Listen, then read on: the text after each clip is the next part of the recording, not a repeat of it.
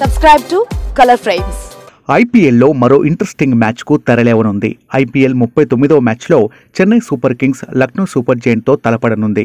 ఈ match Chennai home ground చపాక్లో జరగనుంది.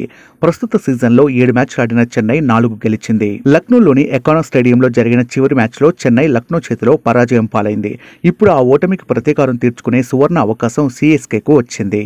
ఐపీఎల్లో చపాకులు మొత్తం 76 మ్యాచ్లు జరగగా ఆతిథ్య జట్టు 51 మ్యాచ్లు గెలుపొందగా విజిటింగ్ జట్టు 25 మ్యాచ్ల్లో విజయం సాధించింది. ఈ మైదానంలో చెన్నై సూపర్ కింగ్స్ మొత్తం 67 మ్యాచ్లు ఆడింది. ఇందులో 48 మ్యాచ్లు గెలుపొందగా 18 మ్యాచ్ల్లో ఓడిపోయింది. తొలుత బ్యాటింగ్ చేసిన సీఎస్కే 30 మ్యాచ్ల్లో విజయం సాధించింది. ఇక ఐపీఎల్లో చెన్నై సూపర్ కింగ్స్ మరియు లక్నో సూపర్ జైంట్స్ మధ్య మొత్తం 4 మ్యాచ్లు జరిగాయి. ఇందులో చెన్నై 1 మ్యాచ్లో విజయం సాధించగా లక్నో 2 మ్యాచ్ల్లో విజయాన్ని రుచి చూసింది. 1 మ్యాచ్ అసంపూర్తిగా మిగిలిపోయింది. ఇదిలా ఉంటే హోమ్ గ్రౌండ్లో చెన్నైని ఎదుర్కోవడం లక్నోకు కష్టమేనంటున్నారు అనలిస్టులు. ప్రస్తుత సీజన్లో చెన్నై అన్ని విభాగాల్లోనూ పటిష్టంగా కనిపిస్తోంది. హోమ్ గ్రౌండ్లో చెన్నై ఇంకా 3 మ్యాచ్లు ఆడాల్సి ఉంది. ఈ 3 మ్యాచ్ల్లోనూ విజయాలు సాధించి ప్లే ఆఫ్కు చేరాలని చెన్నై వ్యూహాలు రచిస్తోంది. చెన్నై కెప్టెన్ రుతురాజ్ గైక్వాడ్, శివన్ దుబే రాణిస్తుండటం చెన్నైకు కలిసి వస్తోంది.